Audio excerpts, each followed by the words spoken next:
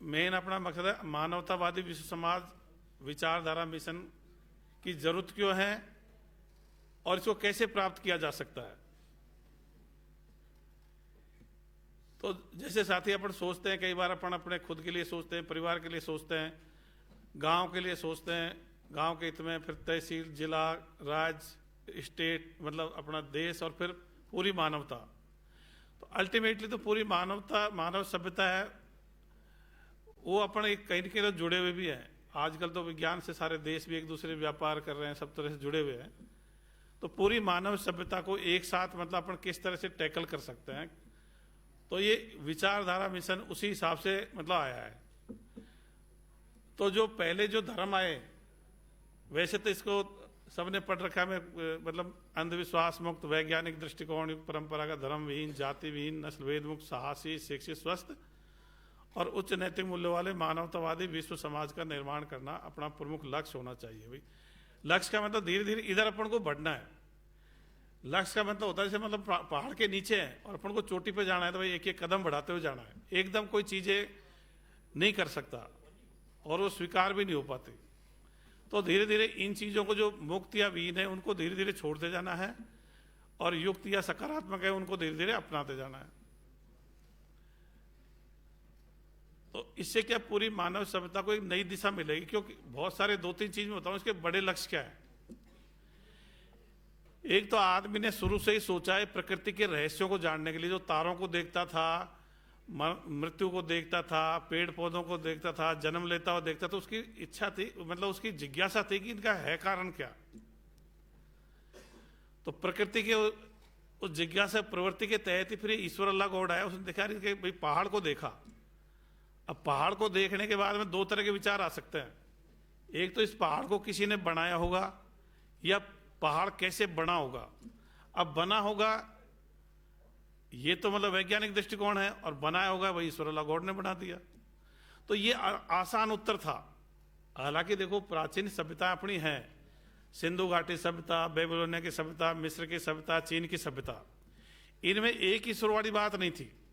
ये शुरू में क्या थे, जो प्राकृतिक जैसे मान लो प्राकृतिक शक्तियां थी, मतलब सूर्य, चंद्रमा, तारे, इनको पूजते थे, या कोई पूर्वज प्रभावशाली होगा उनको पूजते थे। फिर ये हजरत मूसा आया 3500 साल पहले, उसने ये कहा कि यार नहीं, इनके पीछे एक कोई और शक्ति होनी चाहिए। उसने एक कल्पना दी थी, और उसको फिर उसने यहोवा बोला, फिर उसको ईसा मसीह ने गॉड बोला, फिर हजरत मोहम्मद ने उसको अल्लाह बोला, फिर नानक ने उसको वाहे गुरु बोला, कबीर ने उसको सतगुरु बोला। हिंदू धर्म में ईश्वर भगवान बोल देते हैं। तो इस तरह से मतलब ये इस तरह से इजाद हुआ है। तो जैसे बहुत सारे लोग सोचते भाई आया कैसे थी, ऐसा नहीं। बहुत सारे सोचते भाई डर से आया, ईश्वर की परिकल्पना डर से हुई है। ये देवी देवता तो भाई बाढ़ आ गई तो मान लीजिए जल देवता हो गया, वो तो डर हो सकता है। ईश्वर अल्लाह गॉड में इतना डर वाली बात नहीं है। हालांकि कुरान में तो बहुत डराया गया है, और अब तो करके सब धर्मों ने एक दूसरे से ले लिया, तो डरने की बात उनमें परंपरागत धर्मों में। तो इस तरह से अभी इसमें अपने जो मैं पॉइंट पे आता हूं, अंधविश्वास मुक्त। भाई ये तो हर कोई कहेगा, जैसे आरपी जी ने बोला अंधविश्वास से मुक्त होना चाहिए। अब लेकिन अंधविश्वास क्या क्या बातें हैं, तो अपनी ये विचारधारा कहती है कि भाई जितनी काल्पनिक बातें हैं वो सबकी सब अंधविश्वास है। ईश्वर अल्लाह गॉड, जन्नत जन्नत मतलब स्वर्ग नरक, आत्मा परमात्मा,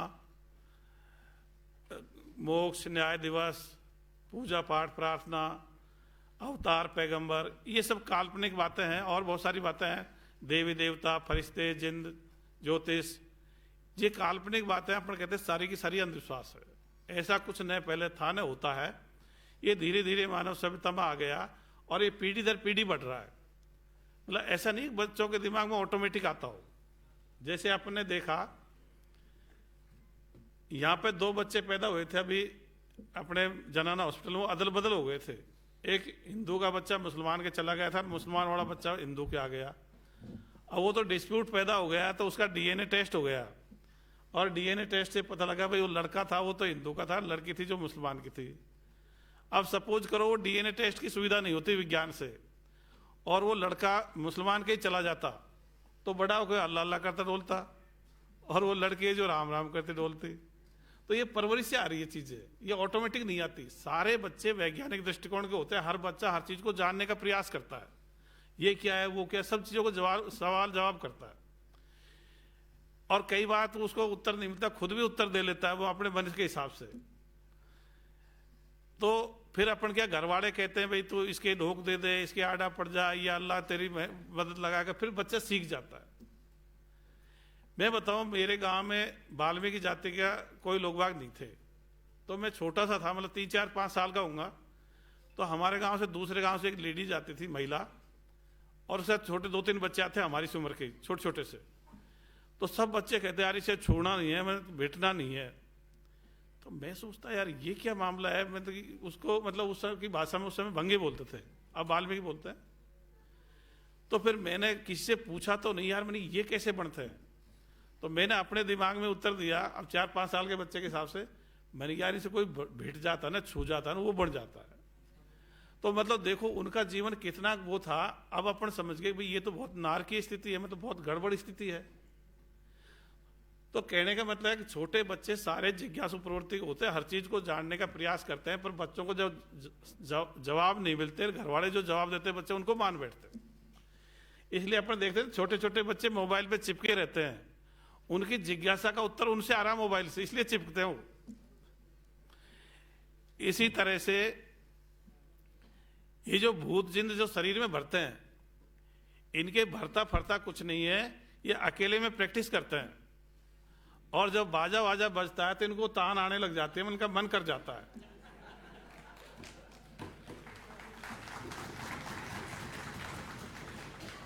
क्योंकि मैं तो पुलिस में हूं, तो कई बार, अभी पीछे आवाज सही आ रही है कि नहीं आ रही है? शाबाश। तो मैं तो पुलिस में हूं, इसलिए कई बार ऐसे मौके पड़ गए। तो मैं 12 जिले में था, तो एक वहां काला गोरा भैरव का मंदिर था। उसमें क्या थे कि एससी वाले को, मतलब वहां अहरवाल जाते होते, मेघवाल जैसी, उसको मंदिर में चढ़ने नहीं देते। तो कोई आदमी चला गया, तो उसको धक्का मुक्की देके उसे पुजारी ने भगा दिया। अब वो थाने में आया, तो हमारे थानेदार जी ने भी ज्यादा उसको कॉग्निजेशन नहीं लिया, और वो मतलब उसका मुकदमा भी दर्ज नहीं किया। फिर वहां कोई सोशल एक्टिविस्ट था, उसने हमको शिकायत करी, अक्सर हम फलाने दिन, भाई जैसे 15-16 जून की बात थी, 16 जून की, अक्सर हम उस मंदिर में चढ़ेंगे। तो फिर मैं चला गया थानेदार जी को लेकर के वहीं। तो वहाँ क्या, गाँव वालों की मीटिंग चल रही थी मंदिर पे, और 1500 आदमी सभी जाति के लोग वहाँ बैठे हुए थे। और वहाँ क्या, वो मंदिर के आगे मतलब बल्ली लगा रहे थे। तो मैंने कहा भाई ये क्या कर रहे हो? कि साहब वो हम क्या, अब हम भी नहीं चढ़ेंगे, कोई नहीं चढ़ेगा, मतलब हम नहीं ये कर रहे हैं आज के बाद। मैंने यार तुम्हारे मन में खूब बेईमानी आई हो, उनको रोकने के लिए खुद रुकने के लिए तैयार हो, पर उनको स्वीकार नहीं करना चाहते। तो फिर मैंने उनको समझाया। तो उसी दौरान क्या था, एक वहां का जो मेन घुड़ला था, उसके देवता भरता, कोई घुड़ला बोलते हो, भोपा बोलते हो, तो उसके देवता आ गया, और उसने यूं यूं करके, और उसको वो मतलब यूं गिर गया, उसके देवता भर गया। अब जैसे ही उसके देवता भरा, तो गांव वालों ने उसकी जय बोल दी। अपन देखते ना, उसकी जय बोल दी। तो जैसे ही जय बोली, तो उसके बाद मैंने कहा उससे, मेरे को उठा के फेंक दो, नाटक किया तो पता उसने क्या किया? 1500 आदमी थे, फिर मैंने फिर भी कह दी। उसने क्या किया, वो खड़ा हुआ और मुझे हाथ जोड़ दिया, सब गलती हो गया, मेरे देवता नहीं चढ़ेगा।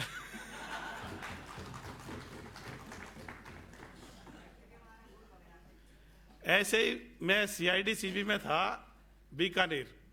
तो नौहर में कई लोग जो मतलब एक्टिव है, उनको पता होगा, नौहर में 4 मर्डर हो गए थे, पति पत्नी और 2 लड़कियां थी, 5 साल की 7 साल की, वो बाहर सो रही थी, चारों कोई काट गया। ये 2011-12 की बात है। तो बड़ा सीरियस मैटर तो था ही। तो एक पड़ोसी पे एक आरोप था, उसके देवी मैया आती थी एक लेडीज के। तो मैंने उसको बीकानेर में ही बुलाया, जून का महीना था और दोपहरी का टाइम था। मैंने उसको जैसे ही पूछताछ शुरू की, उसने वो देवी मैया डाली।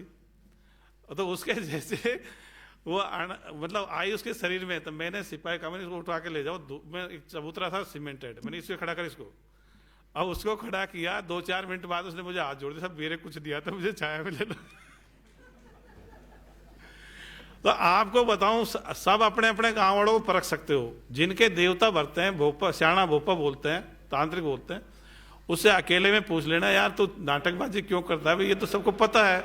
तो आप अकेले में वो स्वीकार कर सकता है। अब क्या अपन उसके जैसे उसका जो स्थान होता है वहां जाते हैं तो उसके वहां उसी के आदमी होते हैं, तो फिर वो आदमी क्या होते हैं कि उसका बहुमत होता है, वो उसके पक्ष में लड़ने के लिए तैयार हो जाते हैं। तो वहां आप कह नहीं पाते, लेकिन अकेले में अगर गांव वाले से आप पूछोगे तो वो बता देंगे मेरे कुछ नहीं आता, लेकिन यार गांव वाले मानते तो मुझे करना पड़ता है भाई। उसका थोड़े इंपॉर्टेंस बढ़ जाती है, उसको सबसे पहले हुक्का दे देंगे, उसको पूछेंगे भाई आने दे, थोड़ी देर हिलता है, फिर थोड़ी देर थक जाता है, जब चला जाता है देवता। इसी तरह जो सियाणे भोपे तांत्रिक इलाज करते हैं, ये क्या कई बार लड़कियों का और औरतों का शोषण कर लेते हैं। उनकी नजर या तो आपके पैसे पे या लड़की औरत पे ज्यादा रहेगी, कहीं न कहीं इसमें वो चालाकी बरतते हैं। इसके बहुत सारे उदाहरण हैं। अपने चौमों का एक उदाहरण है, एक आदमी बीमार पड़ा तो यूपी से तांत्रिक लेके आए। वो तांत्रिक बोला कि यार तुम्हारे तो घर में गड़बड़ है, तो क्या करें भाई? बोले इस घर को खाली करो, इसमें तो मैं तुम्हारे लिए तांत्रिक क्रिया करूंगा और तुम सामने छप्पर तड़वा लो।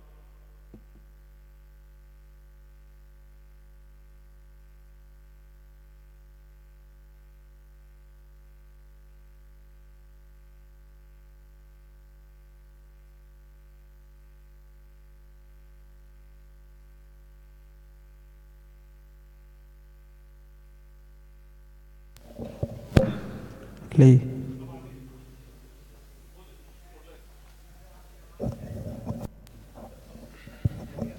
हाँ, तो सियाना तो पक्के घर में और घर पर में कम करो भी तो और कम कर दो।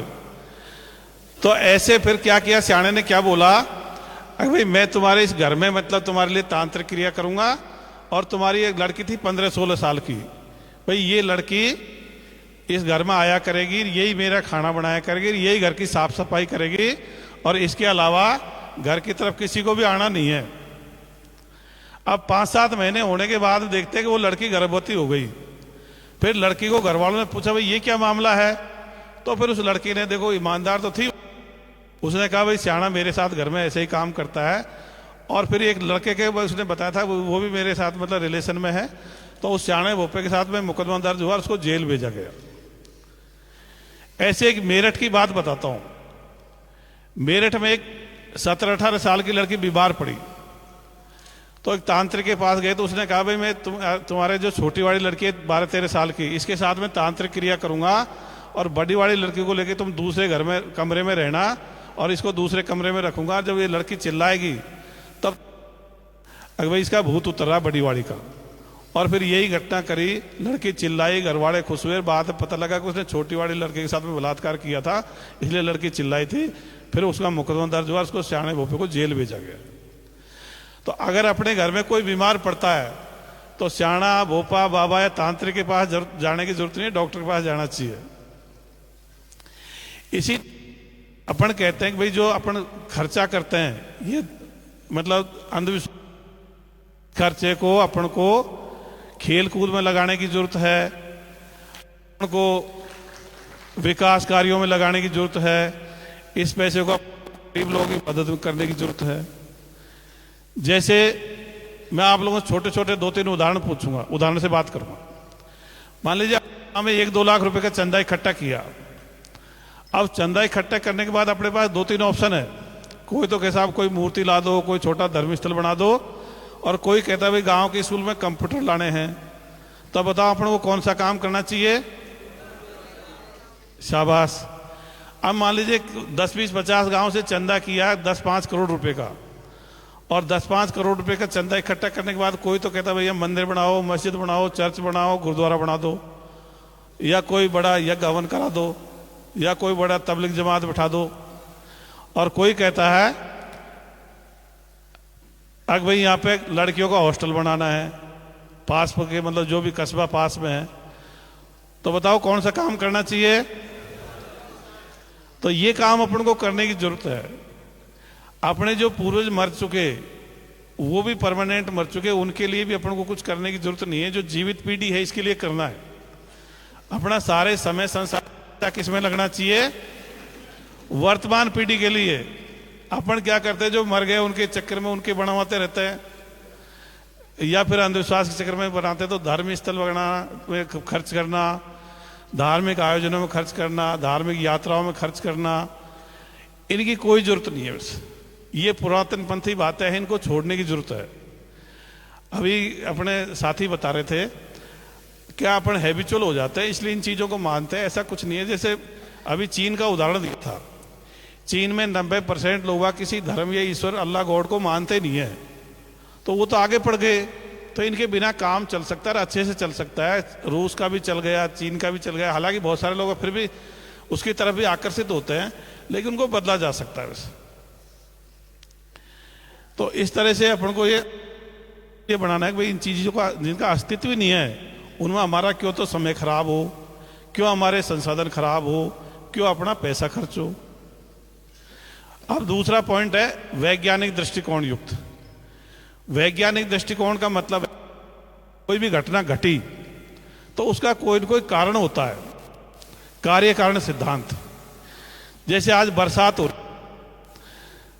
तो वैज्ञानिक दृष्टिकोण के लोग पश्चिम से विक्षोभ चक्रवात आ गए, और धार्मिक लोग क्या बोलेंगे, भगवान की अल्लाह की माया उसलिए बरसात हो रही है। तो वैज्ञानिक दृष्टिकोण तो एक चीज और क्या कहता है, भाई खुद का दिमाग लगाओ, और धार्मिक दृष्टिकोण क्या बोलता है, खुद का दिमाग मत लगाना, जो धर्म ग्रंथ में लिख रखा है उसको फॉलो करना है। तो जैसे पेड़ का पत्ता भी हिलता है तो धार्मिक लोगों के लिए किसी वजह से हिलता है, भगवान अल्लाह गॉड की माया से, और वैज्ञानिक दृष्टिकोण वालों के लिए किस लिए हिलता है, उसमें कोई हवा या किसी से बल लगा इसलिए हिल गया। अब जैसे जेम्स वाट भगोने में पानी गर्म कर रहा था, तो भगोने में पानी गर्म करते ढक्कन ऊंचा उठा, अब ऊंचा उठा तो उसने वजन रखा, कई बार ऊंचा उठा फिर वजन रखा, तो उसने निष्कर्ष निकाला कि भाप में ताकत होती है, और उसने भाप का इंजन बना दिया, और उसके पीछे सारी औद्योगिक क्रांति शुरू हो गई। अब ढक्कन तो उससे पहले हजारों साल से आस्तिक लोगों के, धार्मिक लोगों के ऊंचे उठते थे, तो आस्तिक लोग क्या मानते थे, क्यों उठता है, भगवान की अल्लाह गॉड की माया से उठता है। और नास्तिक लोगों के ऊपर उठते थे, वो क्या मानते थे, क्या कहते थे, भाई प्रकृति में अजर अमर है, होती रहती है, अपन को इससे क्या लेना देना है। तो मैं आपको थोड़ा सा फर्क बताता हूँ, नास्तिक, वैज्ञानिक दृष्टिकोण, आस्तिक। आस्तिक और धार्मिक तो एक ही बात है। नास्तिक लोग क्या प्रकृति के प्रति उदासीन रहते थे, वो अपने मनुष्य जीवन के बारे में ध्यान देते, भाई इसको कैसे काम क्रोध मोह लोभ इस पर कैसे काबू पाया जाए, प्रकृति के बारे में कोई रिसर्च उनकी नहीं थी। लेकिन वैज्ञानिक दृष्टिकोण प्रकृति की रिसर्च के बारे में, प्रकृति के भेदों के बारे में उनको प्रेरित करता है, और यही कहता है सृष्टि और ब्रह्मांड के जितने भेद खुले विज्ञान से खुले, बचे हुए रहस्य भी विज्ञान से ही खुलेंगे, और इनके पीछे वैज्ञानिक कारण ही होते हैं। अब लोग कहते हैं साहब कोई न कोई शक्ति तो है, तो शक्ति है, गुरुत्वाकर्षण बल है, विद्युत बल है, चुंबकीय बल है, रासायनिक क्रिया है, जैविक क्रिया है, नाभिकीय अभिक्रिया, उत्प्लावक बल है, शक्तियां हैं, प्रकाश की शक्ति है, पर इनका पूजा पाठ या प्रार्थना से कोई लेना देना नहीं है। मैं दो चीजों का भेद और खोल दूं आपको, एक तो आत्मा क्या होती है, पुनर्जन्म क्या होता है। ये बहुत सारे लोग सोशल मीडिया पे भी आप देखते हो और यूट्यूब पे भी देखते हो। तो जो लोग कहते हैं कोई भी जीव मर जाता है तो उसमें से आत्मा निकल जाती है, और कहते हैं अमेरिका में एक प्रैक्टिकल हुआ, और एक आदमी मरने वाला था तो उसको कांच के बक्से में बंद कर दिया, और जैसे ही वो आदमी मरा तो कांच का बक्सा टूट के आत्मा निकल के चली गई। ये बात आप लोगों ने सुनी है कि नहीं सुनी है?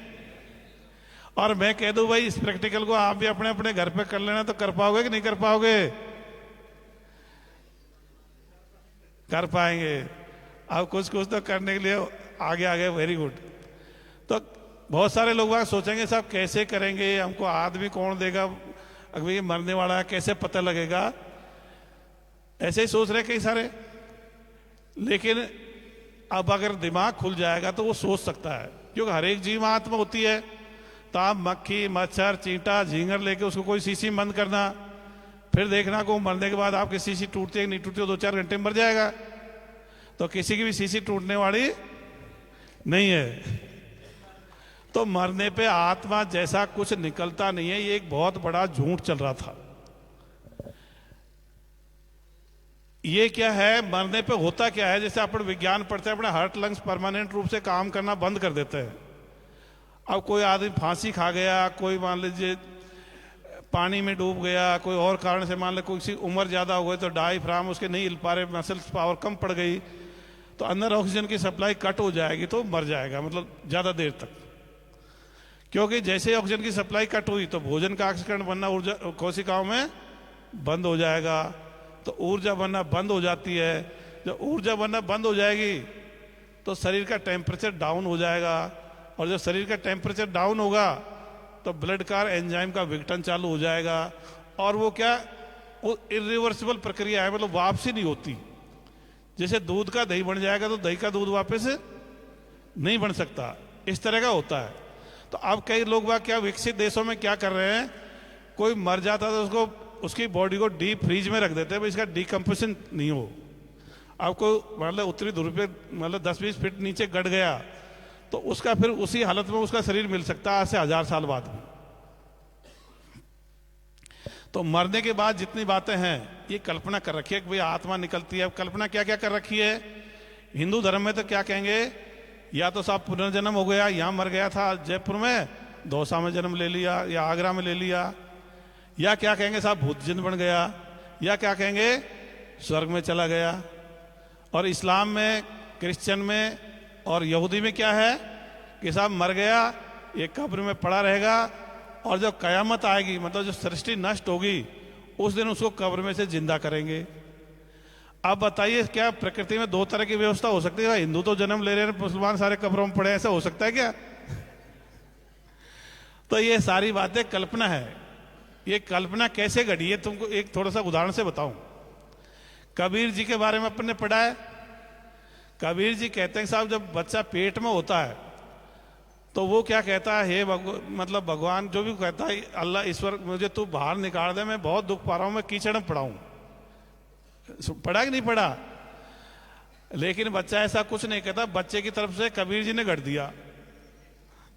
इसी तरह से मरने वाले की आत्मा की तरफ से लोगों ने, जीवित लोगों ने गढ़ दिया। आत्मा जैसा कोई सिस्टम था ही नहीं। जब आत्मा खत्म हो जाएगी तो नहीं तो भूत जिन बनेंगे, नहीं कोई शरीर की सीमा आएगा, देव देवता। इसी तरह से कई लोग कहते हैं साहब कई कई अमर हो गए उनके साथ, वो तो कई बार क्या होता है, इंपॉर्टेंट आदमी होता है और मान लो उसकी डेड बॉडी नहीं मिली तो फिर कह देंगे अमर हो गया। लेकिन ऐसा कुछ है नहीं, जिसको मतलब अपने धार्मिक ग्रंथों में अमर मानते हैं, सब मर चुके वैसे। तो एक तो ये हो गया कि भाई आत्मा जैसा ये कंसेप्ट है, इसके पीछे बहुत सारे लोग बाग चलते हैं, तो ये ऐसा कुछ सिस्टम ही नहीं है, ये सारा जीरो है। आत्मा जैसा कुछ नहीं निकलता। सजीव होते हैं, उसमें सजीव के लक्षण होते हैं। सजीव के लक्षण अपन जानते हैं, भाई श्वास लेगा, वृद्धि करेगा, बच्चे पैदा करेगा, उसका वृद्धि होगी, ये सारी चीज अपन जानते हैं। लेकिन आत्मा जैसा निकलने वाली बात कहीं है ही नहीं। इसी तरह पुनर्जन्म क्या होता है? पुनर्जन्म ये कहते हैं कि भाई जो भी कोई जीव संतान पैदा करता है वो उसका पुनर्जन्म है। जैसे माँ बाप पूर्वजन्म होते हैं, बच्चे उसके पुनर्जन्म होते हैं। ऐसा नहीं होता कि साहब अपना कोई यहां मर गया और वहां जन्म ले लिया, इस सिस्टम में होता नहीं है। अपन प्रजनन का पाठ पढ़ते हैं विज्ञान में, तो अपन सब जानते हुए अंडाणु शुक्राणु से बच्चे बनते हैं, और अंडाणु शुक्राणु दोनों ही जीवित होते हैं और बच्चा बन जाएगा। अगर अंडाणु या शुक्राणु एक भी मृत हुआ तो क्या बच्चा बन सकता है क्या? या दोनों मृत होंगे तो बच्चा बन जाएगा? तो मान लो आपके बच्चों में आपके मतलब वो अंडाणु शुक्राणु से जीवित से बच्चा बन गया, अब थर्ड पार्टी कब घुसेगी उसमें? ये सिस्टम ही नहीं है। वो तो जीवन तो कंटिन्यूअस है। आम का पेड़ है, उसमें कैरी लगी, आम आया, दूसरा पेड़ हो जाएगा। कभी ये है कि साहब ये आम का पेड़ सूख गया और इसकी एवज में दूसरा पेड़ खड़ा हो गया। तो जो मरने के बाद में कोई पुनर्जन्म नहीं होता, जो जिंदे जिंदे बच्चे पैदा कर देते हैं ना, यही पुनर्जन्म है। इसलिए कई बार लोग बाग बहुत धार्मिक कारणों से जो बच्चे पैदा नहीं कर पा रहे, वो समझ लोग अगले जन्म की आत्महत्या कर रहे हैं।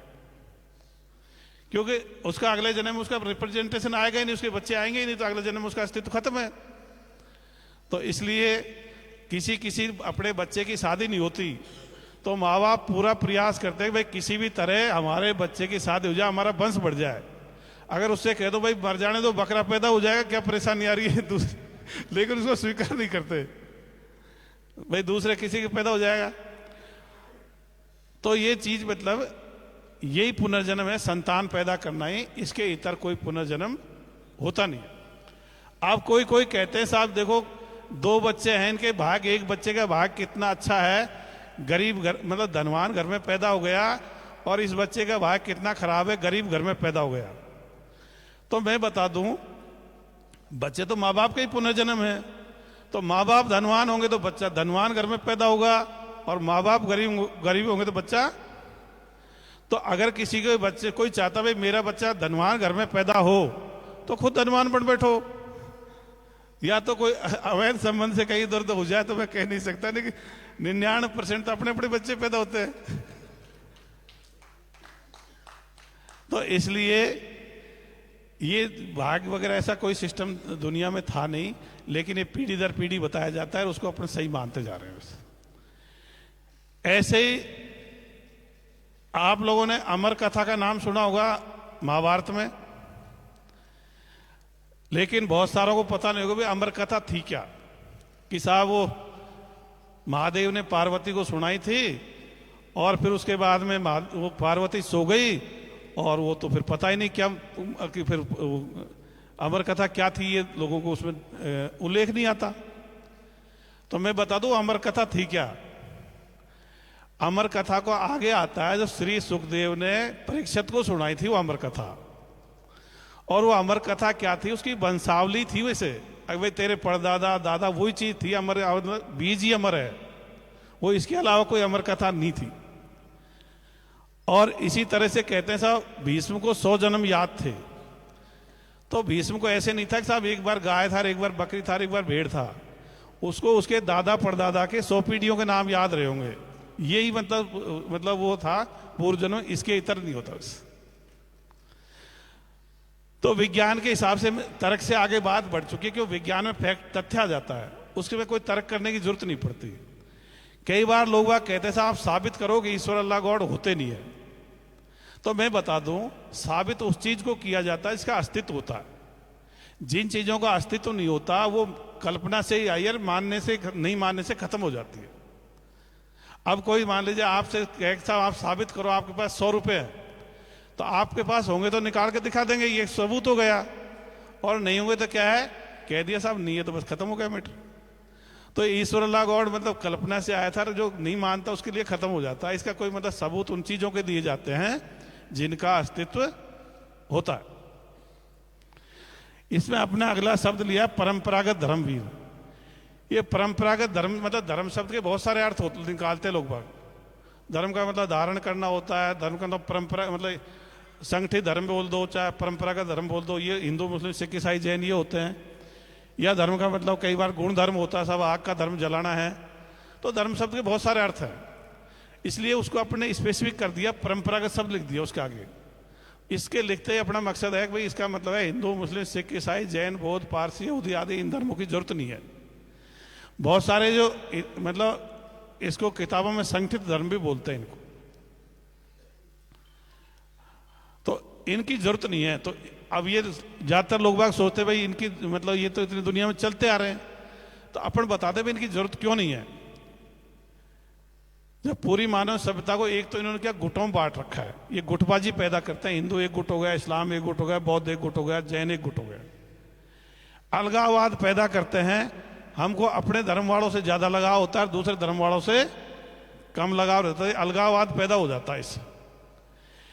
और क्या नुकसान देते हैं, ये सारे अंधविश्वासों के स्रोत इन परंपरागत धर्मों के ग्रंथ ही हैं। जैसे धरती चौकोर है, चपटी है, या मतलब गाय के सींग पे, शेषनाग पे, किस पे लिखा हुआ है, धर्म ग्रंथों में लिखा है। तो सारे अंधविश्वासों के स्रोत क्या है, धर्म ग्रंथ है। पता है जैसे बाइबल में कुरान में क्या लिख रखा है, धरती चौकोर है। अब चौकोर क्यों लिखा, क्योंकि उस समय उनको 3 महाद्वीपों का ही पता था, एशिया यूरोप और अफ्रीका का। तो साथियों अमेरिका की खोज किसने करी, कोलंबस ने। कब करी थी, शाबाश। तो 1492 से पहले धरती के 4 महाद्वीपों का पता, तो उनको उस समय वो चौकोर जैसे ही दिखते इसलिए उन्होंने चौकोर ही बताया। तो अब बताइए जिनको पूरी धरती का ज्ञान नहीं है और वो क्या कहते हैं स्वर्ग में ये चीज है, नरक में ये चीज है, अरे धरती का ही पूरा बता देते पहले। तो सारे और बहुत सारी बातें हैं, इसको धरती को ब्रह्मांड ये प्रकृति को 6 दिन में बनाया था, 7वें दिन आराम किया।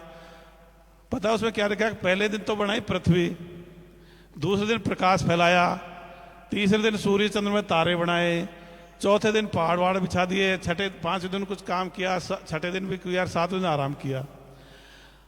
अब बताओ जब सूर्य चंद्रमा तीसरे दिन आए तो पहला दिन और दूसरा दिन कैसे गिना होगा? अब वो कहते हैं प्रकाश तो दूसरे दिन आ गया, सूर्य चंद्रमा तीसरे दिन आ गए, तो बिना सूर्य चंद्रमा के प्रकाश आ सकता है क्या? प्रकाश को सूर्य से धरती तक पहुंचने में कितना समय लगता है? 8 सवा 8 मिनट लगते हैं। और वो तो कहते हैं पहले ही आ गए, पीछे पीछे सूर्य। तो धर्म ग्रंथों में सारा अंधविश्वास भरा पड़ा। ये क्यों, इन्होंने क्यों लिखा?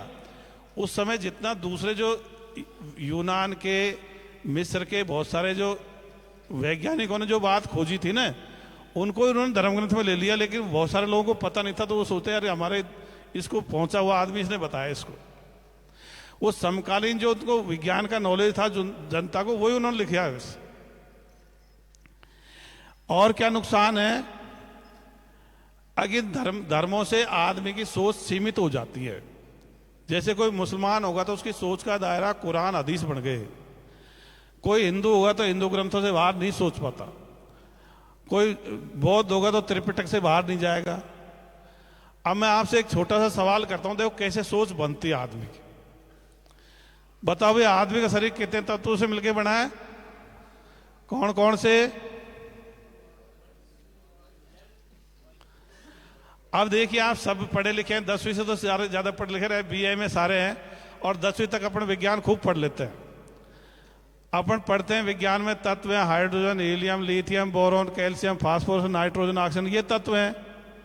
और आप क्या कह रहे हो? हवा तत्व है, पानी तत्व है, अग्नि तत्व है।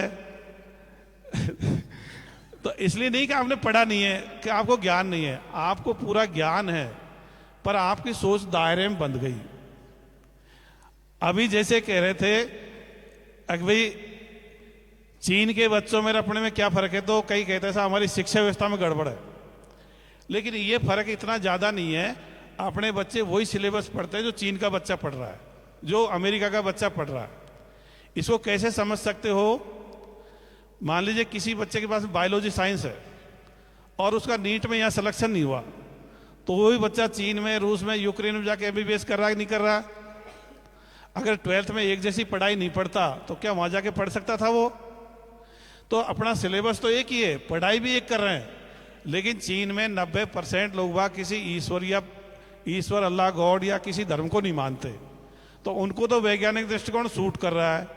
और अपने 95-98% लोग धार्मिक है, इसलिए पानी को तत्व बता देंगे, हवा को तत्व बता देंगे, जबकि अपनी विज्ञान किताब में ये तत्व नहीं है। अभी कोरोना आया था तो सबने कहा भाई इसके ऑक्सीजन का सिलेंडर लगाओ, किसी ने ये बोला कि इसके हवा का सिलेंडर लगा दो। तो आपके ज्ञान का फर्क नहीं है, पर ये धर्म से सीमित होता आदमी। धार्मिक आदमी क्या होगा, एक तो उसका, दूसरा क्या होगा, वो अपने धार्मिक चर्चाओं में ही रहेगा, मतलब वो दूसरी दुनिया के बारे में इतना चर्चा नहीं करेगा। जिस धर्म का होगा उसी धर्म ग्रंथों की चर्चा ज्यादा करेगा, उसी के धर्म प्रवर्तक जो धर्म चला उसकी चर्चा करेगा, उसी की खासियत गुणगान गाएगा, उसके अलावा वो बातों पर ध्यान नहीं देता। ऐसे मतलब सोच को सीमित कर देता है। और क्या नुकसान है? ये धर्म ग्रंथ ही लिंग भेदों के स्रोत है। लिंग भेद किस में लिखे हुए हैं? सारे धर्म ग्रंथों में है। ढोल गंवार शूद्र पशु नारी क्या है? एक धर्म ग्रंथ में है। कुरान उसमें क्या लिख रखा है? कुरान हदीस में औरतों में आधा दिमाग होता है।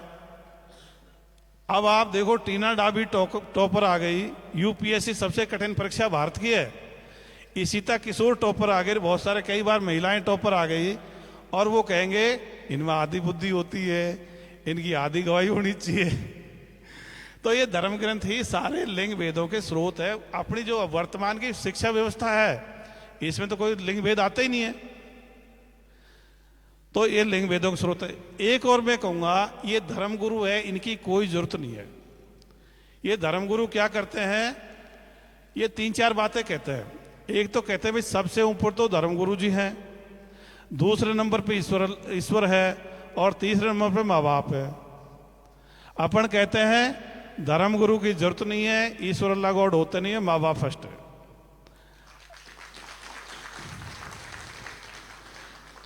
वो कहते हैं भाई धर्मगुरु मतलब आपको भवसागर तैरा के ले जाएगा। भवसागर जैसा कुछ भी नहीं है, सब काल्पनिक बातें हैं।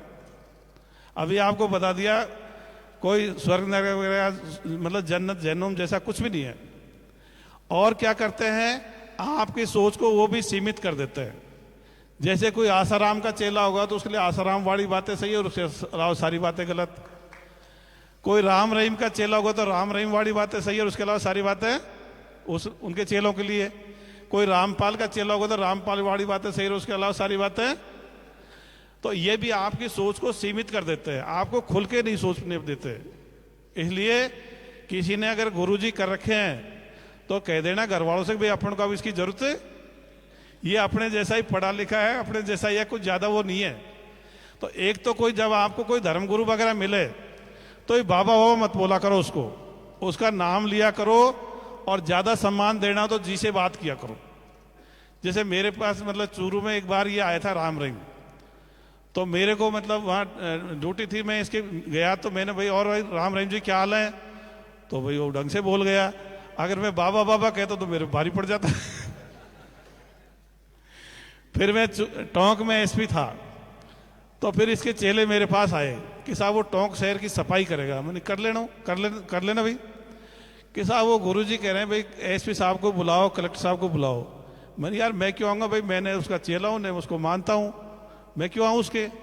तो वो क्या करते हैं, ऐसे अधिकारियों को बुलाएंगे वहाँ मंच पे, फिर वो गुरुजी उसको, कई अधिकारी धार्मिक रूप से उसके और नीचे बैठ जाते, तो वो कह दे यार गुरु देखो वहाँ कलेक्टर एसपी भी आए थे। तो चेलों को प्रभावित करने के लिए नाटकबाजी करते हैं। अब कई नेता जाते तो क्या चालाकी होती है, वो नेता किसी आदमी को काम होगा तो वो क्या करेगा कि भाई उसके मार्फत कराएगा। हाँ, जैसे मैं कमांडेंट लगा धौलपुर में, तो वहाँ एक शेरगढ़ का किला है, उसमें एक बाबा था। तो उसके बाद मेरे से पहले वाला कमांडेंट जाता था। अब वो कमांडेंट ईमानदार था वैसे पूरी तरह से। एक वो बाबा की खासियत थी साहब, वो बाबा क्या है कि पैसे का हाथ नहीं लगाता। उसकी 2 बात बताऊंगा। तो पैसे का हाथ नहीं लगाता। तो मेरे ड्राइवर घर ने मुझे जाते ही कहा साहब वो ऐसा बाबा बहुत फेमस हो रहा है, बहुत प्रसिद्ध हो रहा है, वो पैसे का हाथ नहीं लगाता। तो मैंने 20 दिन कही, तो मैंने कहा यार चलो चलते हैं। तो मैं चला गया, तो मैं तो जाके भी, और भाई क्या नाम है, तो मैं तो ऐसे ही बोला। अब कोई भी आता है उसके पैरों में पड़ जाए, जाते लंब लेट हो जाते। मेरे ड्राइवर घर में मेरे से निकल के लंब लेट हो गए। फिर मैं बैठ गया, मैं पूछ रहा भाई क्या क्या पढ़ाई करी है। तो मैं फिर वो कहने लगा मैंने भी MSc कर रखी है, ऐसी बातें कह रहा था। मैंने ठीक है। अब 2-4 जने आए, वो आते ही लंब लेट हो गए, और लंब लेट मतलब आधे लेट के उसके ढोक दिया, और फिर पैसे निकाल के दिया उसको, 500 रुपये 100 रुपये से निकाल के दिया। तो उसने क्या किया, यूं उंगली कर दी। तो उंगली कर दी तो उस आदमी ने ले लिए, खुद ने हाथ नहीं लगाया। अब आध पौन घंटा 2-4 जने मतलब आए थे, तो फिर मैं आ गया। फिर मेरे से ड्राइवर घर मैन बोलते हैं देखो ना साहब पैसे का हाथ नहीं लगाया। अरे मैंने कि बावड़ो अपने आदमी को दिलाए, थोड़ी देर बाद में ले लेगा। वो तुमको थोड़ी दिला। तो ये भारत के लोगों के बारे में, आइंस्टीन भारत में नहीं आया। आइंस्टीन का नाम तो लगभग लोगों ने सुना है। आइंस्टीन भारत में नहीं आया, लेकिन श्रीलंका में आया था, और भारत के कुछ लोगों से मिला था वो। तो मिलकर के उसने तुरंत निष्कर्ष निकाल दिया कि भारत के लोग 15 मिनट से पहले और 15 मिनट के बाद में सोच नहीं पाते। इनकी मतलब तुरंत ही मतलब भूल जाते हैं उस बात को। यहाँ ठग लो और फिर आधे घंटे बाद दोबारा ठग लो उसको। तो चूंकि धार्मिक आदमी का दिमाग पूरा चलता नहीं है, वो मतलब सीमित रहता है। तो इस तरह से मतलब, और उसने फिर वो, हाँ वो बाबा का मैं बता रहा था, तो ईमानदार आदमी था, बड़ा सख्त था। तो क्या वो वैसे काम नहीं करता, तो वो बाबा के पास जो कमांडेंट जाता था, तो फिर सिपाहियों ने भी जाना चालू कर दिया। अब कोई सिपाही को काम होता तो बाबा को जा कह के आ जाता, फिर बाबा कमांडेंट को कहता और उसका काम हो जाता। तो ये बहुत सारे अधिकारी नेता इस तरह से उनको मतलब उनका इस तरह से ट्रायंगल टाइप बना लेते हैं, वो सर्कल बना लेते हैं, लूप बना लेते हैं। तो ये चालाकी होती है, पर वो मतलब अधिकारी को समझना चाहिए भाई तेरा सदुपयोग डायरेक्ट इनडायरेक्ट कर रहा है। तो इसी तरह से जो चोटी कटने वाली घटनाएं अपने 7-8 साल पहले आप लोगों ने सुनी होगी, उसका भेद कुछ कुछ लोगों को पता होगा, लेकिन और मैं बता देता हूं। उस समय जो चोटी कटने वाली घटनाएं हुई थी, तो अपने जयपुर में पुलिस हेडक्वार्टर में 7-8 राज्यों के पुलिस अधिकारी बुलाए थे, और उसमें यहाँ के भी सभी आईजी वगैरह सब शामिल हुए थे। और ये बात आई थी भी चोटी कटने वाली घटनाएं, फिर बीकानेर के आईजी ने बताया था शुरू कैसे हुई थी। तो वो बताया था कि भाई बीकानेर के नोखा तहसील है, वहां कोई गांव है, वहां की एक लेडीज कोई बाबा के पास गई, बूजेवाड़ा के पास, और उससे बोली, जैसे गजराज भारती जी कहते हैं ना भाई दिनमान खराब चल रहे हैं, तो उसने कहा बाबा मेरे दिनमान खराब चल रहे हैं, मेरे अच्छे दिनमान कैसे आए। तो बूजेवाड़े ने देख के, जो देखते पता देख कहा भाई तुम एक काम करो, तुम्हारा ऐसा करो, तुम्हारी चोटी काटो और पीठ पैर पे त्रिशूल का निशान बनाओ सिंदूर से, इसकी फोटो लेके सोशल मीडिया पे डाल दो। अगर मान लीजिए 10 लोगों ने फॉरवर्ड कर दिया तो समझ लो तुम्हारे अच्छे दिन आ जाएंगे। और फिर ये बात चालू हो गई, और फिर बहुत सारी जगह अपन को सीसीटीवी में बताते, कई बार वीडियो बना के बताते, लेकिन वो चोटी कभी सामने नहीं कटी थी, वो कटी कटाई लाके बताती थी। लेकिन अपन कभी दिमाग नहीं लगाते भाई चोटी, यार हमारे बाल तो कभी ऑटोमेटिक कटते नहीं है, आदमी है भाई, कभी आपकी जैसे दाढ़ी रात में कभी अपने आप बनी हमारे मिली क्या? अक्सर में तो सोया था और अपने आप बन गई दाढ़ी। तो वो औरतें खुद ही काटती थी।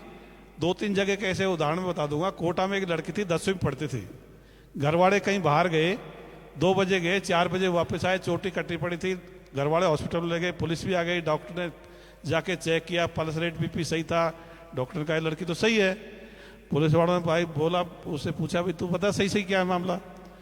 बोले साहब मेरे बाल ज्यादा बड़े थे, मुझे छोटे बाल रखने थे, इसलिए मैंने खुद नहीं काट लिए। तो बाल भाई या तो कैंची से कटेंगे, या ब्लेड से कटेंगे, या कोई धारदार चीज से कटेंगे, या तो खुद काटेगा कोई दूसरा काटेगा। लेकिन हमारे क्या है कि आदमी, धार्मिक आदमी को कोई जैसे बहकाता वैसे चल देता है। वो जैसे मतलब धार्मिक आदमी कभी अपना दिमाग का इस्तेमाल नहीं करता, इसलिए परंपरागत धर्मों को इसलिए खत्म करने की जरूरत है, उनका खुद का दिमाग चालू करने की जरूरत है। जब तक धार्मिकता रहेगी वो अपना दिमाग चलाएगा नहीं, कोई दूसरा जो भी चालाकी रच देगा। जैसा अभी बता रहे थे सब 20-25 साल पहले वो कोई मूर्ति ने दूध पी गया, ये भी आया था ना। अब अपन जानते हैं ठोस में द्रव घुस नहीं सकता, कोई खोखला होगा तो घुस जाएगा, उसके अगर डालेंगे तो उसके सारे उतर तो सकता है पर अंदर नहीं जा सकता। लेकिन 50-60 साल के लोग बाग उस समय ले लेके दूध जा रहे थे, तो लोग बाग पूछ रहे भाई कहाँ जा रहा है? अरे यार परख आता हूं। अरे भाई तू इतने दिन से उम्र हो गई, परखा नहीं क्या? पत्थर पे पड़ा रहता है, भीतर घुसता है क्या पानी? तो धार्मिक आदमी को जैसे बहकाएगा वैसे ही चल देता है। इसलिए आइंस्टीन को भी कहना पड़ा कि भाई ये 15 मिनट से पहले और 15 मिनट के बाद में सोच नहीं पाते। ऐसे ही अपन देखते हैं कई जगह, ज्यादा नहीं है, जुडिशरी में कई जगह, मतलब जैसे मान लीजिए अपन जाते हैं तो कई बार मुंशी होता है, वो तारीख वारीख बदलने के लिए थोड़े बहुत पैसे ले लेता है। लेकिन जब वो पैसे लेता है तो मजिस्ट्रेट साहब या तो यूं झांकने लग जाएंगे, या अंदर चाय पीने के बहाने चल जाएंगे, कहीं इधर उधर हो जाते हैं। फिर लोग क्या कहते हैं कि साहब मजिस्ट्रेट साहब तो ईमानदार है पर ये मुंशी भ्रष्ट है इसका। अरे भाई शाम को बंटवा लेता होगा। तो अपने क्या धार्मिक आदमी, इसलिए इसी जरूरत नहीं है, इन धर्मों को खत्म करने से दिमाग चालू हो जाएगा। अगला है जातिवीन का। अपने देश ने हजारों साल से जातियों में बटा हुआ है, और जो अपन ने लंबी गुलामी झेली है उसके प्रमुख कारणों में से एक है ये जाति व्यवस्था। अपनी अंधविश्वास में डूबे रहे, ये भी गुलामी कारण है। क्यों नए नए हथियारों की खोज नहीं करी? सब भाई भगवान अल्लाह गॉड कर रहा है, वो उसी के हिसाब से वो कर लेगा, वो बार बार तोड़ते रहे, तो नए नए हथियार नहीं खोजे, जातियों में बटे रहे, नैतिकता का अभाव रहा तो बेईमानी का बोलबाला था, तो इसलिए आपस में विश्वास नहीं पनपता। तो ये प्रमुख 3 कारण मैं गुलामी के मानता हूं। और जाति व्यवस्था का भी खराब रूप है अपने छुआछूत का। अपने गांव में भाई छुआछूत है कि नहीं है? क्या इसमें अमेरिका का हाथ है? इसमें क्या ये पाकिस्तान की देन है? क्या छुआछूत खत्म कर लेंगे तो इसमें पैसा खर्च होगा? शाबाश। मैं मेरे घर की बात बताता हूं। 2008 की बात है। मैं मेरे घर पे खाट पे बैठा था, तो हमारे गांव का ही वाल्मीकि जाति का व्यक्ति, वो 70 साल का था, वो मेरे पास आया। मैं बरामदे में बैठा था, तो वो आते ही नीचे बैठ गया। उसका नाम भिक्कन था। तो मैंने कहा भाई भिक्कन भाई खाट पे बैठ जा। तो वो बोलता भाई मैं तो जन्म से नीचे बैठता है, मैं कैसे खाट पे बैठूं? मैंने यार देखो जन्म से नीचे बैठता है ये भी हमारी गलती है, अब बैठता तो महान गलती है। तो वो मैंने तू बैठ जा, तो वो नहीं बैठा। तो मैंने क्या किया, उसको पकड़ करके जबरदस्ती से मेरे बराबर खाट पे बिठा लिया। अब मेरे बराबर खाट पे बिठाया तो हमारे गांव के औरत आदमी जो रास्ते में जाए सब उसको देखते जा, हंसते जा, पहली बार विक्रम को खाट पे देखा है। फिर मेरे पिताजी आए, और मेरे पिताजी कोई 80 साल के थे, 85 साल के थे उस समय। उसको देख करके, नजदीक से देख करके हंस गए। मेरे से कहते हैं कि यार गांव वाले बुरा मानेंगे। अरे मैंने कोई बुरा नहीं माने और किसी ने बुरा माना भी नहीं, और कोई बुरा मानता तो मैं उसकी परवाह भी, क्योंकि छुआछूत मानवता पे कलंक है।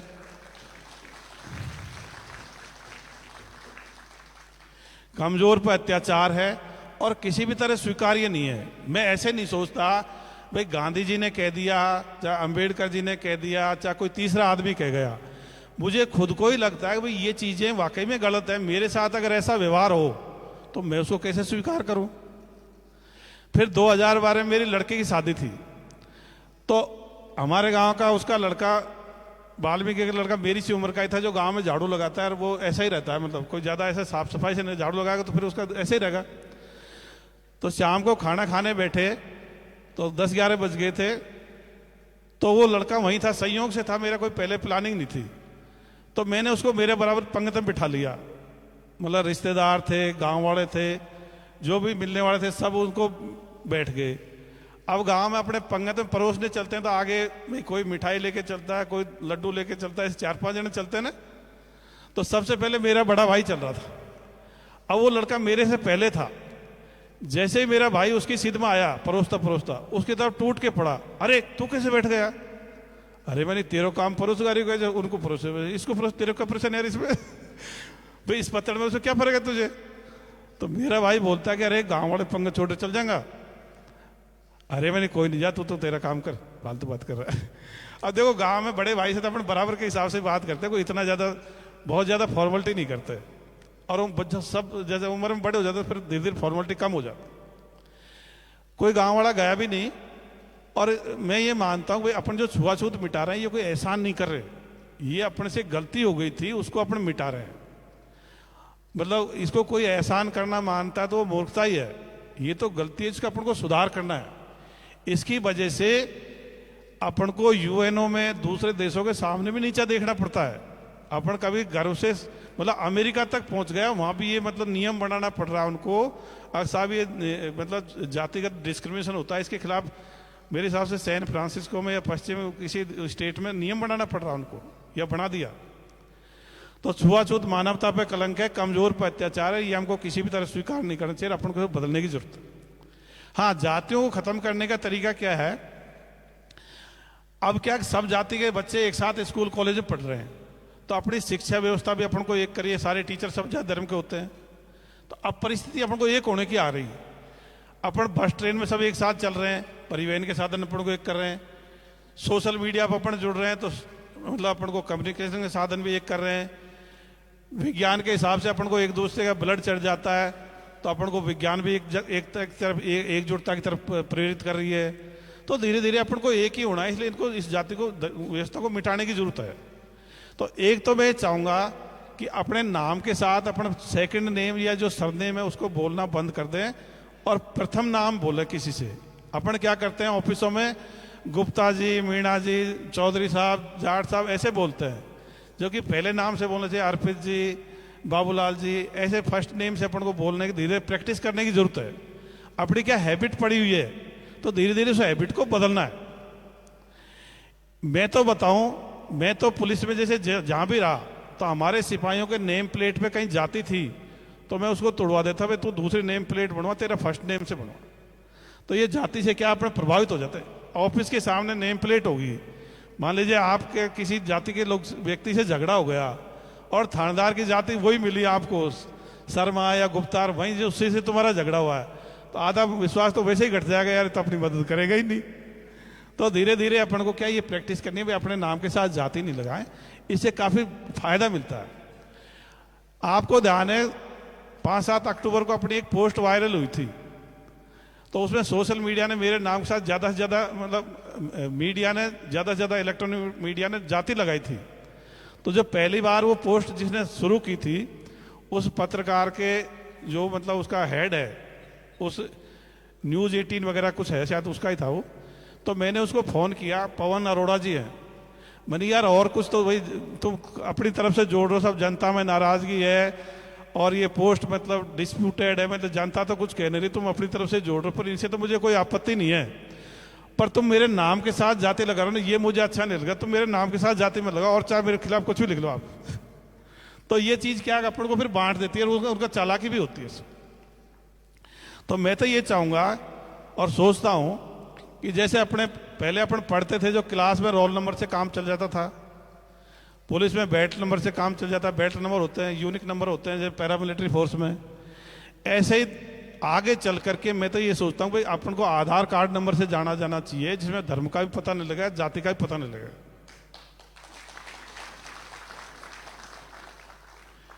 साथियों, नस्ल भेद है, जहाँ अंग्रेज गोरे होते हैं, वेस्ट इंडीज वाले काले होते हैं, ये भौगोलिक कारणों से है। जहाँ गर्मी पड़ेगी वहाँ के लोग थोड़े पक्के रंग के हो जाएंगे, जहाँ सर्दी पड़ेगी वहाँ के लोग गोरे हो जाएंगे। उसके साथ अडेप्टेशन भी होता है, जैसे मान लो गोरों की नाक लंबी इसलिए होती है कि वहाँ पहले से हवा ठंडी होती है, तो नाक के संपर्क में आने से उसको ज़्यादा टाइम चाहिए था गर्म होने के लिए, उसकी उनकी नाक लंबी रहती है। गर्म प्रदेश होते हैं वहाँ पहले से हवा गर्म होती है, इसलिए उनकी नाक छोटी हो जाती है। तो ये अडेप्टेशन के हिसाब से है, लेकिन कोई नस्ल न श्रेष्ठ है न कम श्रेष्ठ है, ऐसा कोई सिस्टम ही नहीं है। अब अमेरिका की स्कूल है, वहाँ चीन के बच्चे पढ़ते हैं, भारत के भी होते हैं, अफ्रीका के भी होते हैं, अंग्रेजों के बच्चे होते हैं। अब किसी क्लास में कोई अफ्रीका का बच्चा टॉपर आ रहा है, किसी क्लास में चीन का बच्चा टॉपर आ रहा है, किसी क्लास में भारत का बच्चा टॉपर आ रहा है, किसी क्लास में अंग्रेजों का बच्चा टॉपर आ रहा है। तो इसलिए दिमाग वगैरह में कोई फर्क नहीं है। ब्लड ग्रुप भी सब जगह 4 ही हैं, वो भी कोई ऐसा नहीं है ब्लैक के अलग ग्रुप हो, कोई मतलब किसी दूसरे उसके नस्ल के अलग से ग्रुप हो, जैसे मतलब मंगोल नस्ल के कोई अलग ग्रुप हो, ऐसा कोई सिस्टम नहीं है। तो इसलिए नस्लों में भेद की जरूरत नहीं है, सब बराबर के हैं, न जाति में भेद की जरूरत है न नस्ल भेद की जरूरत है। और जाति और धर्म तो वैसे ही खत्म करने हैं, नस्लें तो रहेंगी पर नस्ल में भेद की जरूरत नहीं है। अगला बिंदु है साहसी का। अपन क्या करते हैं, बचपन से बच्चों को डरपोक कमजोर बनाते हैं। छोटे बच्चों को कभी भूत से डराएंगे, कभी जिंद से डराएंगे, कभी पुलिस से डराएंगे, कभी कभी तो हाबू या हुआ से डराते, जो होता ही नहीं है। तो इससे क्या नुकसान होता है? अच्छा, बड़े वालों का आबू हवा बता दूंगा आपको, ये भगवान, अल्लाह, गॉड, ईश्वर, ये बड़े वालों का आबू है, ये भी नहीं होते, बड़े वाले इनसे डरते रहते हैं। इसका नुकसान क्या होता है डरपोक का और कमजोर का?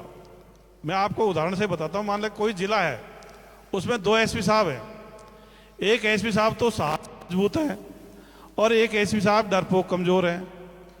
जब डरपोक कमजोर एसपी होगा जिले में तो बदमाशी बढ़ जाएगी, और जो साहसी एसपी होगा तो बदमाशों को उठा उठा के बंद कर देगा, बदमाशी कम पड़ जाएगी, खत्म होने की तो नहीं कहूंगा, घट जाती है। जब डरपोक कमजोर एसपी के जिले में बदमाशी बढ़ती है और जब उसको डीजीपी मान ले बुला के कहता है भाई तेरे जिले में बदमाशी क्यों बढ़ी, पता है वो एसपी क्या जवाब देता है? अरे साहब, मेरे वहां तो सारी जनता ही झूठी है, मतलब मैं तो ठीक हूं पर वहां की तो जनता ही झूठी है। तो डीजी सोचता है क्या दूसरी जनता लाके बसाऊं तेरे को जिले में वहां पे या क्या बोलेगा? अरे साहब, वहां तो नेतागिरी बहुत है, तो क्या नेताओं को भगा दे तेरे चक्कर में या क्या बोलेगा? अरे साहब, वहां का तो स्टाफ ही कंडम है, तो वो कहता है अगर दूसरा स्टाफ भर्ती करो तेरे चक्कर पूरे जिले का। और वो क्या करता है बताऊं? कोई थानेदार बदमाश का पीछा करता तो डरपोक कमजोर एसपी क्या कहेगा? अरे भाई तू कुछ मत किया कर, नहीं मेरी नौकरी खराब हो जाएगी। मतलब वो खुद तो करेगा ही नहीं और दूसरों को, नीचे वालों को भी। इसका मैं खुद भी उदाहरण से बता दूंगा, मैं उस अधिकारी को तो बदनाम नहीं करूंगा, नाम भी नहीं बताऊंगा। मैं टोंक में एसपी था, तो मैंने क्या किया, जाते ही मीटिंग ली, सारे जिले के थानेदारों को बुलाया, लाइन में मीटिंग ली, और मैंने कह दिया भाई थाने से कोई गाड़ी जाएगी थाने की तो 6 आदमी से कम नहीं जाएंगे, 2 राइफलधारी, 2 डंडेधारी, अधिकारी के पास रिवॉल्वर हो, इतने से कम गए तो फिर ठीक नहीं होगा। इससे फिर क्या कमजोर पड़ता है, जब कोई पिट के आ गया तो मैं तुम्हारे खिलाफ कार्रवाई करूंगा। तो उनमें मजबूती आई। और मैंने क्या किया, कोबरा टीम बनाई, उसका नाम कुछ भी दे दो, 3 बोलेरो गाड़ी दी, मतलब 25 लड़के थे नए नए, उनको ब्लैक ड्रेस दी और 3 गाड़ी दे दी बोलेरो, और उनका जो अधिकारी लगाया मजबूत लगाया, और उनको AK-47 राइफल दे दी। तो वो क्या, कहीं भी जैसे मालपुरा में झगड़ा होता, टोंक में झगड़ा होता, यहाँ के लोग बाग जानते हैं वहाँ थोड़ा कम्युनिटी सेंसिटिव जगह है, तो तुरंत वो कोबरा टीम पहुंच जाती। अब मैंने कही रखा था भाई जरूरत पड़े तो फायरिंग करनी है, उनको भी कह रखा था। तो जो बदमाश होते हैं, जो थोड़ा बहुत क्या ध्यान रखते हैं, अगर भाई पुलिस कहीं लाइन से आएगी तो वो 1 आध घंटा तो वहीं लग जाए, क्योंकि जैसे कोई झगड़ा हुआ तो पहले तो लाइन में घोषणा करेंगे भाई सभी आ जाओ, तो आधा मतलब वो वर्दी लगाएंगे, फिर हथियार लेंगे, ढाल जैकेट हेलमेट लेंगे, तो उसमें टाइम लगता है। तो वो कोबरा टीम मेरी तुरंत तैयार रहती। तो 2-4 बार वो मालपुरा गई और टोंक में भी झगड़ा हुआ तो गई। तो मेरे IG साहब का फोन आया, अरे यार ऐसा आप यार ये कोबरा टीम हटाओ। मैंने क्यों? अरे नहीं यार इसको हटाओ। मैंने देखो साहब मैं तो मजबूती से पुलिसिंग करूंगा, मुझे कमजोर रह के करना आता ही नहीं है, मैं तो ऐसे मजबूत रहना चाहता हूँ, अमेरिका मजबूत है, कमजोर बढ़ेगा। तो मेरे उस IG साहब के 5-7 महीने हम रहे, उसने कोई मेरे से 10 बार फोन किया, 1-to-1 मिले, तब भी कहा कि यार तेरी ये कोबरा टीम को हटा तू। मैं नहीं हटाऊं। कारण क्या था, जो कम्युनल आदमी थे वो शिकायत करते, उनको जैसे ही वो जाती वो फोन करते, अरे साहब ये SP तो कुछ समझता नहीं है और ये तो मरवा देगा, उनको AK-47 राइफल दे दिए, तो कोबरा टीम हटवा दो। तो मैं जब तक रहा मैंने कोई कोबरा टीम नहीं हटवाई और मजबूती से रहा। तो मेरा कहने का मतलब इतना नहीं है कि भाई मैंने कोई बहुत वैसा किया, लेकिन जो कमजोर अधिकारी हो खुद तो काम करता ही नहीं है, नीचे वालों को नहीं कर देता, पूरे जिले की फोर्स को ठप कर देता। ये बहुत बड़ा नुकसान होता है और इसका जनता को पता नहीं होता। बस जनता सोचते ये भी SP, वो भी SP, वो भी SP, या वो भी DG, वो भी DG, लेकिन इसका बहुत फर्क पड़ता है। जो मजबूत मतलब लीडरशिप करने के लिए पहली शर्त क्या है, साहस है। अपन देखते हैं कई बार साहब ये नेता बहुत भ्रष्टाचारी जीत रहा है, तो जनता को ईमानदारी दूसरी शर्त है, नेता के लिए पहली शर्त साहस है कि ये लड़ तो सकता हमारे लिए। तो साहसी होने के लिए मैं, एक कहावत भी है, मैं शेरों की उस फौज से नहीं डरता जिसका नेतृत्व भेड़ के हाथ में हो, मैं भेड़ों की उस फौज से डरता हूं जिसका नेतृत्व शेर के हाथ में हो। तो मैं ये अपन को जो लाइव सुन रहे हैं और जो यहाँ अपने साथी बैठे हैं, सभी से ये मतलब मुझे पूरा विश्वास है कि आप जीवन में शेर की तरह साहसी रहोगे, कोई भी अपना साथी डरपोक कमजोर नहीं रहेगा और अपने बच्चों को भी साहसी बनाएंगे।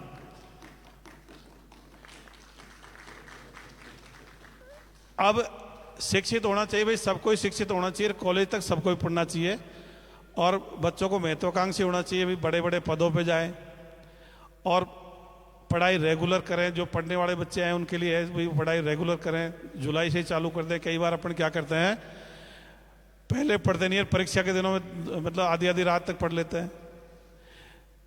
लड़का लड़की सबको पढ़ाना है। और मैं जो कहना चाहता हूं एक ये भी है कि भाई ये जो धार्मिक शिक्षा है, धर्म ग्रंथों की शिक्षा है, इस पे बैन होना चाहिए। जैसे मदरसा शिक्षा हुआ, गुरुकुल शिक्षा हुआ, कोई और मिशनरी शिक्षा, इस पे बैन होना चाहिए।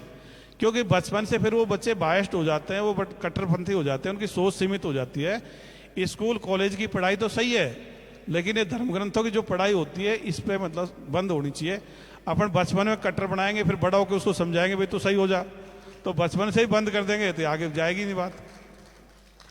इसी तरह जो स्कूलों में प्रार्थना वगैरह भूलती है, इस पे भी बंद होनी चाहिए। इससे भी क्या बच्चों में मतलब अंधविश्वास पनपता है। तो अगर बच्चों को ये चीज नहीं होगी तो काफी सही हो जाएंगे। स्वास्थ्य के लिए अच्छा खान पान होना चाहिए, खेल कूद होना चाहिए, मनोरंजन होना चाहिए।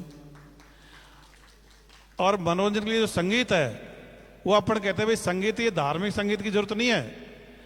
जो समस्याएं हैं उनका संगीत में उसके आधार पर संगीत बने, या मान लीजिए प्यार प्रेम के गाने भी हो तो उसमें कोई दिक्कत नहीं है।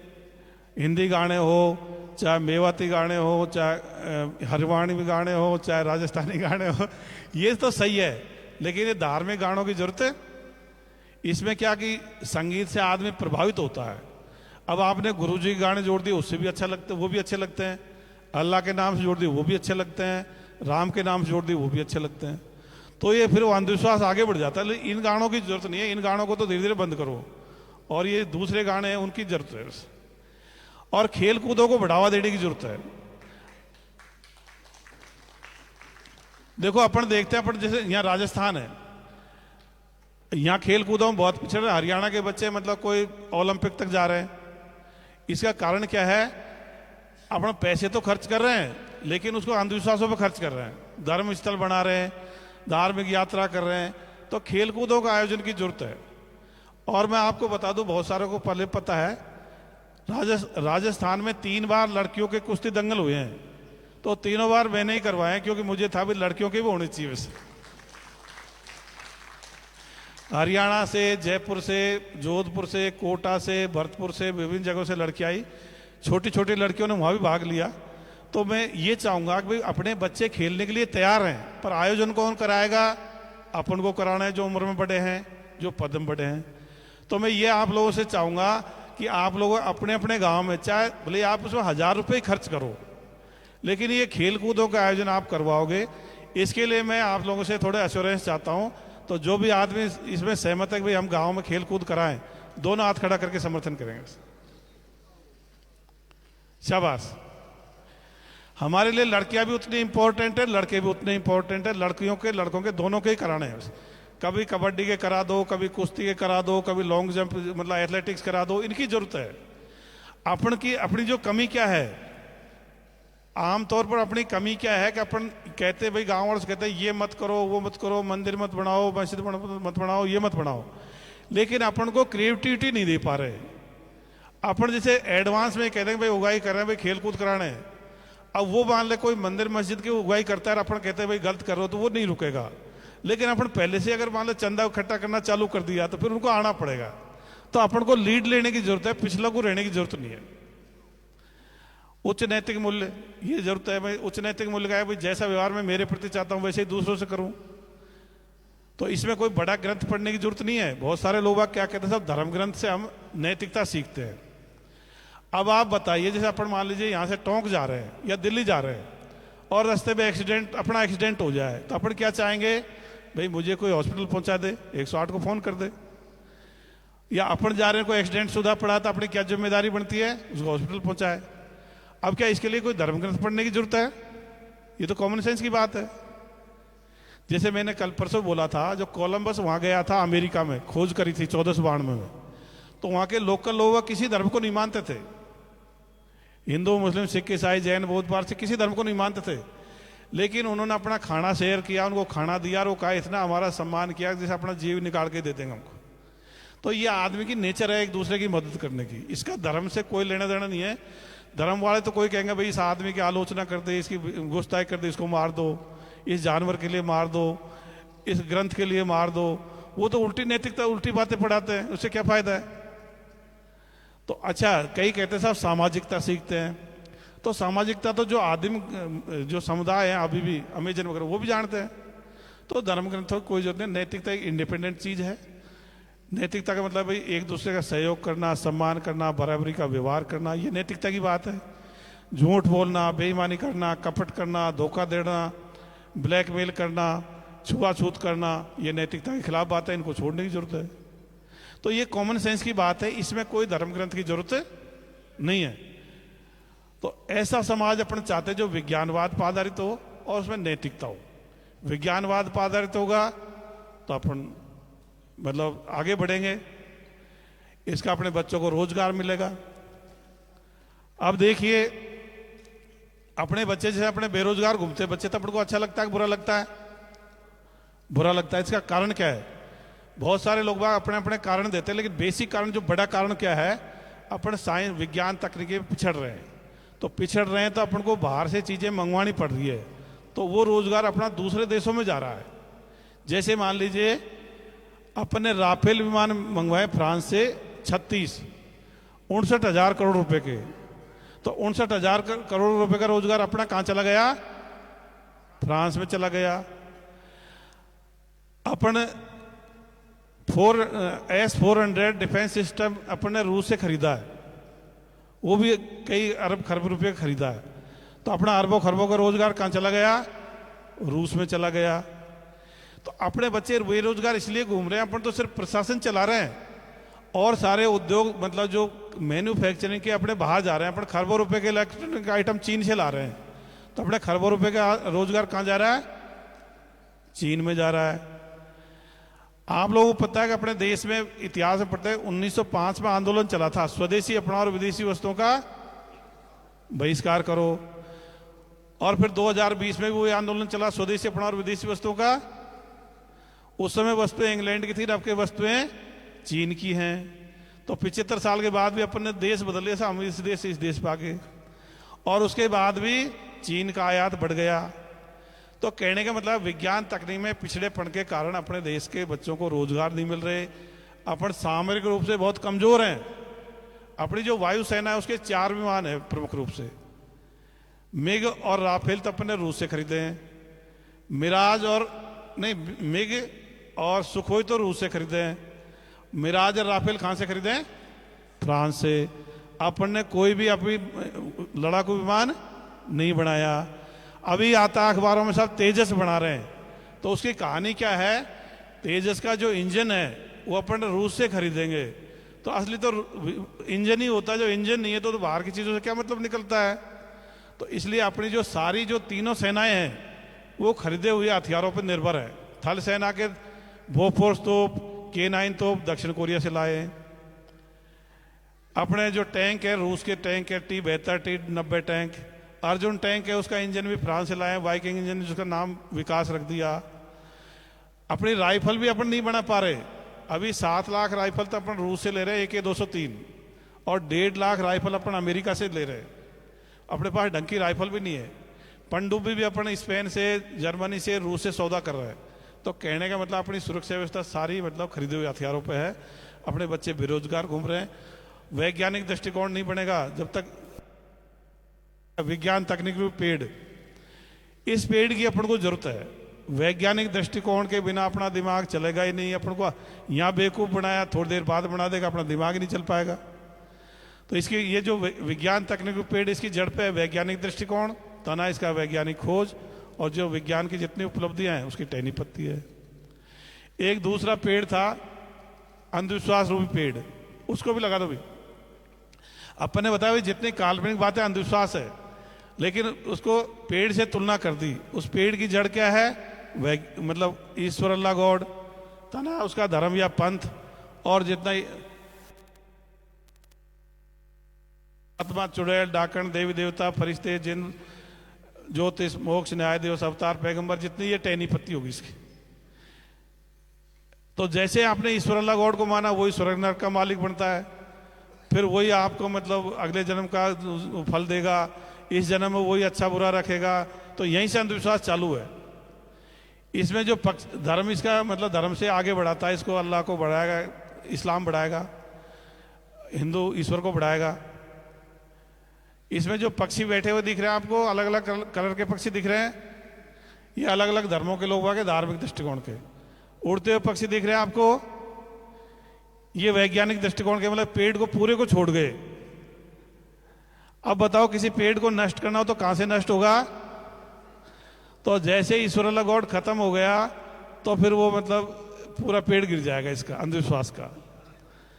तो आज के बाद में आप लोग धार्मिकवादी या ईश्वरवादी अल्लाहवादी दृष्टिकोण के रहना पसंद करोगे या वैज्ञानिक दृष्टिकोण के रहना पसंद करोगे? तो जो भी वैज्ञानिक दृष्टिकोण के रहना पसंद करे, दोनों हाथ खड़ा करके समर्थन कर देंगे।